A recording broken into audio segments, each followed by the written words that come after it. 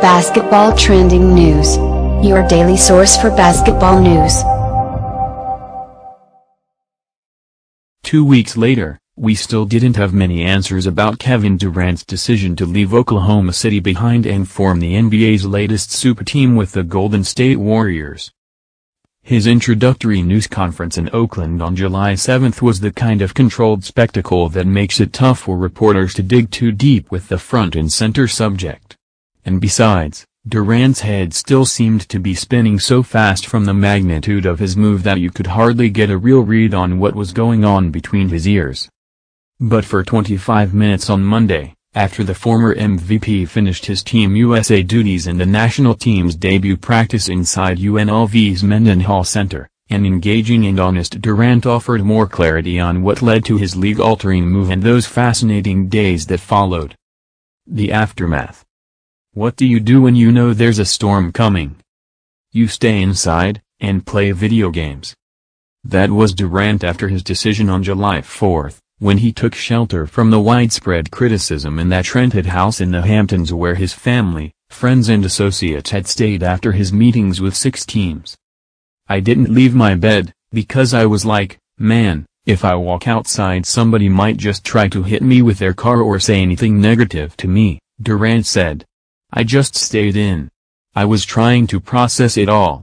I wanted to be around family, and positive support. It felt different. I mean, I've been somewhere for so long, and then to make a change like that, which nobody knew was coming, that nobody didn't think I would do, of course I didn't know how it would be received afterwards. But at some point, I just said, look man, life goes on. Life moves on, and I can't hide forever. So I just had to face it. Yet after 2 straight days of Xbox action with his younger brother, Raven, Durant emerged to learn that the sun was still shining. There was certainly criticism, though, none louder than the dissenting perspective shared by Charles Barkley and Reggie Miller. But as Durant said repeatedly, it wasn't nearly as bad as he had imagined, not yet anyways. Those are 2 guys, you know? He said of Barkley and Miller. They've got a voice in our game, and a lot of people probably felt the same way, but they don't have a voice, so obviously what they say is translated through a megaphone, so it feels like everybody else thinks that. If Charles Barkley said it, it must be true. If Reggie Miller says it, it must be true. It just feels like it's bigger than what it is. But for the most part, I got the support around me. I've got the family that supports me no matter what, that love me no matter what I do. I could be playing tennis right now, and I could retire from the game of basketball and they're still going to love me. If I think about that, I'll be fine. The Russell Westbrook factor. Durant did quite a bit of hand-wringing on this front, denying the notion that chemistry issues with the Thunder point guard led to his departure. But truth be told, what in the world is he supposed to say about this sensitive subplot? It's no longer a secret that Durant longed to play the game in the kind of free-flowing way that the Warriors employ, or that he had concerns about the Thunder station-to-station style that had them finishing last in the league in passes per game last season, by 11 per game, no less. There was a perceived ceiling placed on his goals with the Thunder, never mind that they had the second-best offense in the league during the regular season and came within 1 game of reaching the finals. As one Warriors person had described it even before Durant came their way, there are no hockey assists with Westbrook, the pass that leads to the pass that leads to the shot. More often than not, he's either scoring on the possession or assisting. All season long, the Warriors' intel that Durant had grown frustrated with that aspect of his Thunder experience was the root of their free agency confidence. And with all of that surely in mind, this was his best attempt at addressing the Westbrook situation. Nah, it wasn't a factor in him leaving, Durant said. I mean obviously, that alleged subplot is coming out now, that I'm gone, all these reports are going to come out. I can't really control it, but I just made a decision based on where I wanted to go, man. It was as simple as that. We can think about all the reasons and the factors and what factored in, but it was simple. That's where I wanted to play basketball.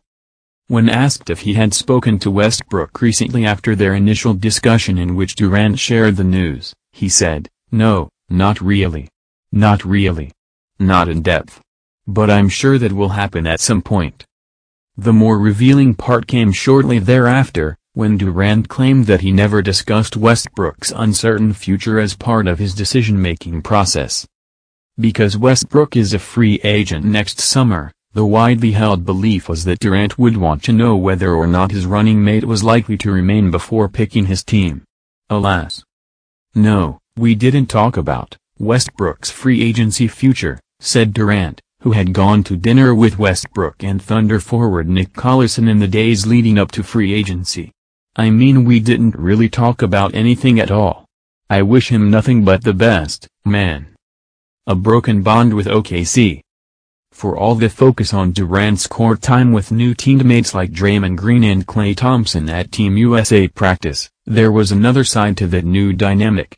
He shared space with some old Thunder friends for the first time since leaving too.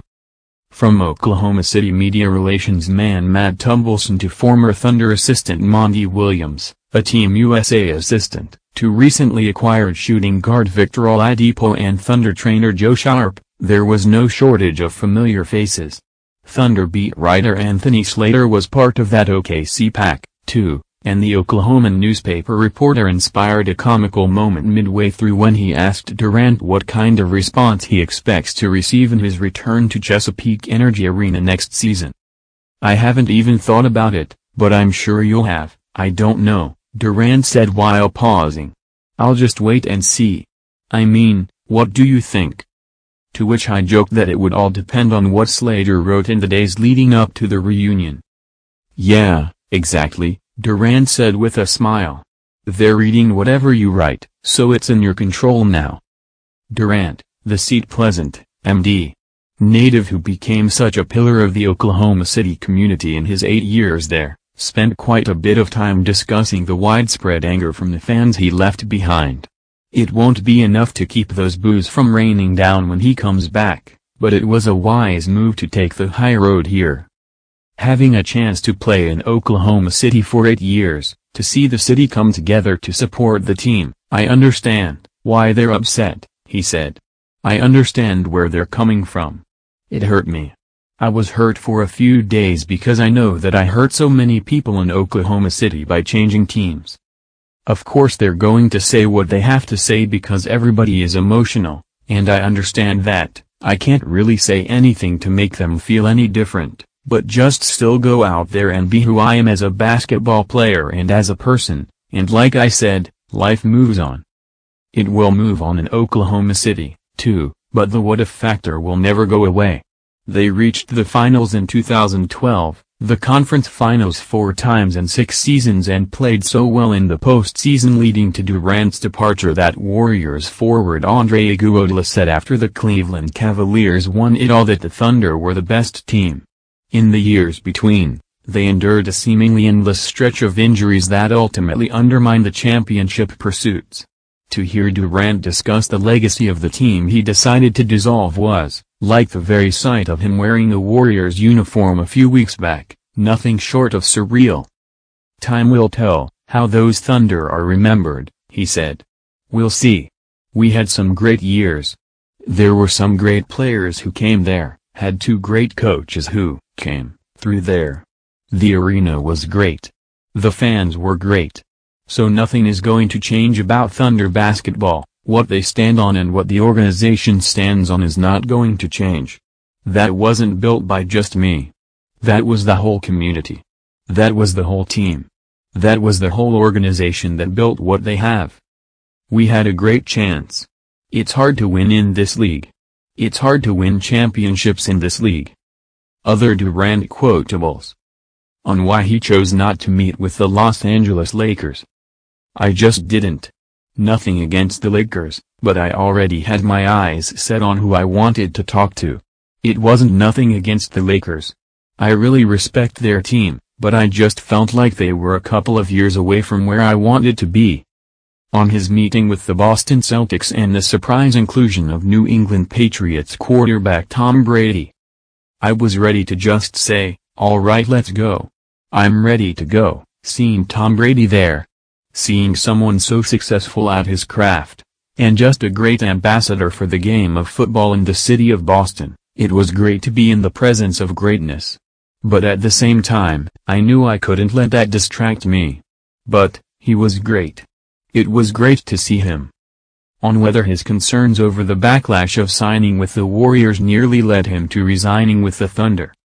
I thought about being perceived as the proverbial villain, but in life when you make decisions based on everyone else, I think it's the wrong decision. I can't make a decision on my life because everybody else is going to be upset about it. I just told myself to put me first, to really think about what I wanted, and that's what I wanted. We'll see what happens. Durant's most poignant statement of the day may have been his very last. Having answered every inquiry that came his way, he rose from his chair with a smile and said, "Who's going to give a expletive when I'm 49 years old?" Basketball Trending News, your source for the latest news in basketball. Be sure to subscribe to receive notice of our upcoming videos.